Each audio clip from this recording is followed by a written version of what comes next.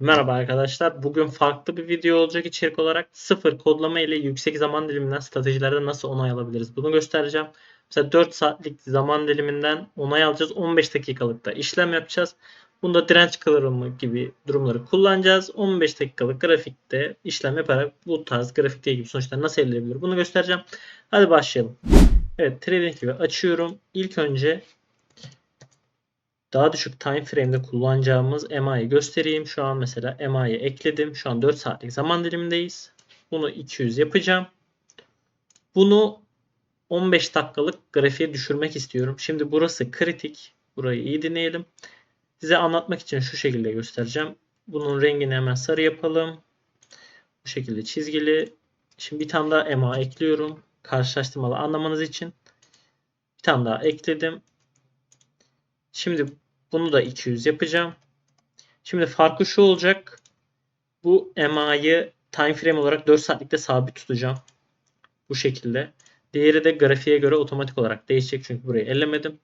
Şimdi 1 saatte düştüğüm anda bakın. Burası çok önemli.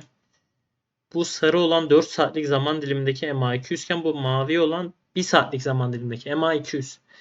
Yani farklı olduklarını görebilirsiniz. Şimdi bunları eşitlemek istersem şöyle bir şey yapabiliyorum. 4 saat ile 1 saat arasında 4 kat fark var. Şimdi ben eğer bu 200'ü 4 ile çarparsam 800 yapıyor. Bunu 800 yapmamda eşitlendiğini göreceksiniz. Evet, bu şekilde. Şimdi benim yapacağım durumda şu. Ben 15 dakikalığa düşmek istiyorum. Bu sebeple 1 saat ve 15 dakikalık üzerindeki 4 katlık farktan dolayı bunu da gene 4 ile çarpacağım. Yani 3200'ü kullanacağım. Evet, gördüğünüz gibi gene eşitlendi. Şimdi olay da şu. Eğer mesela 5 dakikalığa düşmek istersek bunu bir daha 3 ile çarpmamız gerekiyor ama trading ve hesaplama olarak izin vermiyor. Bu sebeple şimdilik onu kullanmayacağım. Sadece bu 3200 ile ilerleyeceğiz. Şimdi strateji şu şekilde olacak. 4 saatlik zaman diliminde bunu kullanıyorken ne yapıyorduk? Bunun üzerine kapanınca işlem veriyorduk. Aşağı kapanınca da işlemden çıkıyorduk. Bunu hemen backtest olarak 15 dakikalık grafikte oluşturacağım. Bu sayede daha hızlı giriş çıkış imkanı bulacağız. Şimdi burası da şu şekilde kritik. Onu da göstereyim. Yani burasını anlatıyorum. Hani sıkılanlar olabilir ama aslında burası nasıl diyeyim? İşin en kritik yerlerinden bir tanesi. Şimdi göstermek için şöyle yapacağım. Tekrar buraya bir MA200'ü koyayım. Eski halinde. Evet. Şimdi biz işleme girip çıkarken bunun üzerine kapanınca işleme giriyoruz. Ama bunun altında kapanırsa da işlemden çıkıyoruz. Şimdi her zaman mum kapanışları böyle küçük minik olmayabilir mesela. Şu mum EMA'nın üzerinde olup büyük kapanabilir. Bu da daha önceden görmediğimiz sonuçları görmemize neden olur. Hemen şu şekilde anlatacağım. Giriş çıkışlar buradan daha net gözükecek. Bir önceki videomda kullandığım aslında sonucu elde etmiş olacağız. Onu da burada görebilirsiniz. Evet. Yüksek bir sonuçlu. Şimdi değineceğim nokta şu. Şimdi burada çıkış yapıyor. Evet, gayet kayıp küçük ama şu an bunun kapanışına göre çıkış yapıyor. Eğer ileride bir yerde mesela şöyle göstereceğim. Şu an böyle gerçekleşmemiş ama mesela burada poza girdik diyelim, şu mum bir anda şöyle bir kapanış yaptı diyelim. Şimdi mum böyle kapanırsa daha önceden hep böyle minik minik kaybediyordu ama mum böyle kapanınca burada çıkış yapacağımız için çok yüksek miktarda para kaybedebiliriz. Yani çok kötü bir haber gelir belki. Hani ema dinlemez böyle düşebilir. Yani bizim böyle durumları değerlendirmemiz lazım.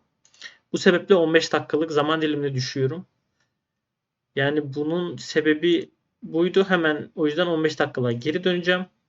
Videoyu kısa tutmaya çalışacağım ama bu anlattığım şeyler aslında çok kritik. Yani başımıza gelmeden bu kuralları koymaya çalışıyoruz. Şimdi gene geri dönelim. Buradaki MA'yı da kaldıracağım. Şuradan silelim. Ayarlarını sıfırladım. 15 dakikalık zaman dilimine dönüyorum. Evet, gelelim 15 dakikalıkta çalışan stratejiye. Şimdi burada aynı kuralı gireceğim. Bu sefer 15 dakikalıkta işlem yapıyor olacak. Sonuçlar biraz daha kötü olacak ama bunu düzelteceğiz. Şimdi burada 2025 Mart'tan başlıyor hesaplama. TradingView'de eğer paraleliniz yoksa bunu tam olarak backtest yapmanız izin vermiyor. Bende olduğu için size göstereceğim. Hemen tüm datayı kullanarak bir test yap dedim. Hesaplama yapacak. Şimdi burada görüldüğü gibi bir sürü geri çık yapmış. kuralı düşük zaman diliminde uyguladığı için böyle bir sürü giriş yapıyor. Bunlardan aslında kurtulacağız. Evet, 37x'e %33'lük bir sonuç geldi. Şu an 4 saatlikten daha kötü. Ama daha hızlı çıkış yapıyoruz mum kapanışına göre. Şimdi diyeceğim filtreme ile birlikte mesela bu durumdan da kurtulacağız. Hemen buradan bir destek levellerini görelim. Geçen videomuzda kullandığımızı kullanacağım gene. Bu ayarları kapatacağım. Görsel olarak kafamız karışmasın. Sadece direncin kırılımını kullanacağım. Bu sağ ve sol ayarlarında şu an mesela çok fazla çiziyor. Biraz daha net gözükmesi için 50-50 yapacağım. Siz daha farklı değerler deneyebilirsiniz. Evet, görüldüğü gibi biraz değişti. Bu sinyallere de gerek yok. Bunları da kapatalım. Şimdi buradaki hatalı durumu ve giriş çıkı kapamak için şöyle bir şey yapacağım. Diyeceğim ki eğer bu kırmızı destekler değil, pardon, kırmızı dirençler kırıldıysa işleme gir diyeceğim. O sebeple buradan ayarlarını ayarlayacağım. Hatta sadece long işlem alacağım için de bu maviyi aslında trend olarak kullanacağım. Sadece diyeceğim ki kapanışlar yukarı doğru direnci kırdıysa long işlemlere izin ver diyeceğim. Yani bu üst kısmı ellemedim. Sadece close EMA'dan büyükse long açıyor. Aksi durumda kapatıyor. Ayrıyeten bir kural ekledim. Dedim ki direnç kırılımı varsa long sinyallerine izin ver dedim. Bu kadar. Herhangi bir şey değiştirmedim. Bir uzun dönemli hesaplama yapsın. Görelim. Bakalım nasıl değişecek. Mesela 36 idi. Evet, bir anda 88x oldu. %28 drawdown'ımız var. Yani sonucun değiştiğini direkt görebiliyoruz. İşlem sayımız da fazla tabii ki 15 dakikalık grafikte olduğumuz için. Mesela Bitcoin'de de inceleyelim sonucu. Bir bakalım Bitcoin'de nasıl bir sonuç sergilemiş. Şu an 2019'dan başlayacak şekilde hesaplamış. Evet, mesela %2800'e %18'lik bir drawdown. Yani aslında kıyaslamalı olarak Bitcoin'i bayağı geçmiş gözüküyor. Neredeyse 2 katına yakın. Ve risk seviyesi de %18. Yani bu şekilde aslında bir sonuç elde etmiş olduk. Şimdi mesela evet, burada 15 dakikalıkta ne kadar hızlı çıktığını görebiliyoruz. Şimdi bir değişiklik daha yapacağım. Belki bu sonucu daha kötü yapacak ama en azından kafamızın daha rahat etmesini sağlayacak. Yani burayı muhtemelen ilgililer dinleyecek. Geri kalan muhtemelen videodan çıkabilir. Ama önemli değil. Bizim için bu bilgi önemli. Şimdi gene 15 dakikalıkta kapanışla çıkış yapıyoruz. 15 dakika hızlı tabii ki 4 saate göre ama 15 dakikalıkta da gene çok büyük düşüş olabilir. Yani geçen çok büyük düşüşler oldu. Hani bu durumdan kaçmak için biz direkt bunu stop olarak kullanacağız. EMA'yı stop olarak ekleyeceğiz ve burada kapanış beklemek yerine buraya tak diye değdiğinde stop olacak. Bunu da hemen ekleyelim. Diyeceğim ki burada custom stop loss bölümünden long stop'u EMA yapalım. Evet. Şu an EMA yaptım. Yani burada stop olacak. Evet, görüldüğü gibi burada çat diye stop oluyor. Bu arada bu sistemi otomatize ettiğimizde de Optalgo'yla direkt exchange'e stop, yani borsaya stop koyduğu için yani daha güvenli oluyor aslında. Yani buradan trading'den herhangi bir sinyal beklemiyor. Direkt pozu kapatıyor. Sonuç biraz da kötüleşti ama şu an stop olduğu için daha güvende hissediyoruz. Çünkü çat diye çıkıyor. Hani ani bir düşüş olsa da biz maksimum burada kaçmış oluyoruz. Şimdi bir hemen bakalım iyileştirebileceğimiz bir durum olabilir mi diye, hani daha fazla ne yapabiliriz? Yani ufak ufak detaylar yakalayabiliyoruz. Şimdi birazcık sola doğru gidelim. Bakalım, hani çok fazla gir çık işlemin olduğu yerler olmuş. Evet, mesela burada devamlı bir aç kapı olmuş. Burada devamlı aç kapı olmuş. Mesela bakın buradaki durumu nasıl düzeltebiliriz? Şimdi şu şekilde. Burada benim gözlemlediğim şey şu, bunu stop olarak kullanıyor. Tamam. Long şartı da bundan yukarıda olması. Ama fark ettiyseniz bu kırmızı yer maviden aşağı olduğu için aslında böyle bir duruma sebep olmuş. Şimdi bakın bunu da hemen nasıl çözebiliriz? Diyeceğim ki bu kırmızı olan eğer mavi olanın altındaysa diyeceğim ki long'a izin verme. Hemen girelim. Eğer resistance levelimiz küçükse neyden? EMA'dan poza girmesin. Long'lara izin verme diyorum. Bakın Block long signals'a tıkladım. Toplam 3 tane kural girdim şu an. 15 dakikalık grafikteyim. Şimdi şu bölgenin gitmesi lazım. Mesela. Evet, görüldüğü gibi direkt gitti. Mesela %51'e %30. Draw'dan bir sonucu yenileyelim. Bakalım daha iyi mi oldu? Bu şekilde aslında sistemleri olabildiğince geliştirmeye çalışıyoruz. Evet, güncellemeyi hesaplıyor. Tüm zaman diliminde olabildiğince hızlı reaksiyon vererek aslında psikolojimizin rahat etmesini sağlamak için bunları yapıyoruz. Evet, sonuç aşağı yukarı aynı kaldı. Birazcık drawdown'umuz düştü çok az. Ama görüntü olarak daha düzgün işlemler aldı. Evet, sadece 3 kuralla mesela 15 dakikalık grafikte böyle bir sistemi oluşturduk. Mesela bu arada Bitcoin'de de bakabiliriz.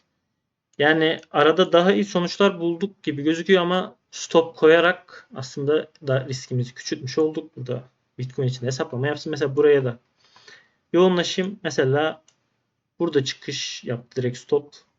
Hani şu büyük düşüşler mesela tek mum olsaydı belki hani buralarda çıkmasına sebep olabilir. Stratejinin bu sebeple stoplu daha içim rahat ediyor ve otomasyon olarak da onu da söylüyorum. Bakın, otomasyon döktüğünüzde bu stopu direkt exchange'e koyuyor. Yani şimdi buradan kapa sinyali yollayabilirsiniz trading'den ama gecikmeli olur. Belki o sırada çok fazla düşüş olur ya da Binance ya da atıyorum Bybit ya da başka borsa buradan veri göndermeyi durdurursa burada hesaplama olmaz. Kapa sinyali ulaşmaz. Ama mesela bu stoplu bir şekilde otomatize ettiğiniz zaman zaten bu borsada olduğu için her halükarda burada kapanmasını sağlıyor. Yani mesela bu alarm kısmından Optalgo'dan hani otomatize edince mesela bu stopu direkt exchange'e koyduğu için böyle kritik durumlarda aslında trading tarafında sıkıntı olsa bile en azından exchange'de bir stop olabiliyor. Evet, bu şekilde mesela Bitcoin'de de 26x'e %21 drawdown gözüküyor. Kıyaslamalı bu şekilde yani düşününce stopumuz var. Stopumuzu da taşıyor. Yani profit olarak aslında ucu biraz açık oluyor. Hızlı düşüşler için tepki oluyor. 15 dakikalık grafikte işlem yapıyoruz. Daha hızlı girişler yapabiliyoruz. Bunun da faydası ne mesela? Şimdi şunu da söyleyeyim, en son videoyu bitireceğim. Şimdi düşerken çok kaybedebileceğimiz için aynı şekilde tersini düşün. Bir anda EMA'yı çok hızlı kapanışla yükselirse de siz profiti geç girip kaçırabilirsiniz. Onu da şöyle göstereyim. Şimdi biz EMA'nın üzerindeyken işlem alıyoruz.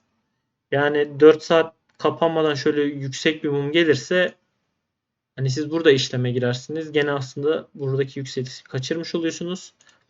Ama 15 dakikalık grafikte mesela biraz daha şansınız artıyor ya da 5 dakikalığa düşerseniz biraz daha hızlı girme ihtimaliniz olabiliyor. Çünkü test ederek görebiliyorsunuz. Hani belki 15 dakikalıkta daha hızlı gireceksiniz ve profiti yakalama ihtimalimiz artacak. Yani mesela buralarda bir anda yükselmeden önce. Evet, söyleyeceklerim bu kadardı. Yani aslında bu video biraz uzun oldu ama genel olarak algoritmalarda nasıl düşünmeniz gerektiğini anlatmaya çalışıyorum. Biraz farklı bilgiler vermeye çalışıyorum. Umarım ilgili insanlara ulaşıyorumdur. Evet, sonraki videolarda görüşmek üzere. Mutlaka takip edin, yorum yapın, sorularınızı sorun. Farklı içerikler üretmeye çalışacağım. Görüşmek üzere.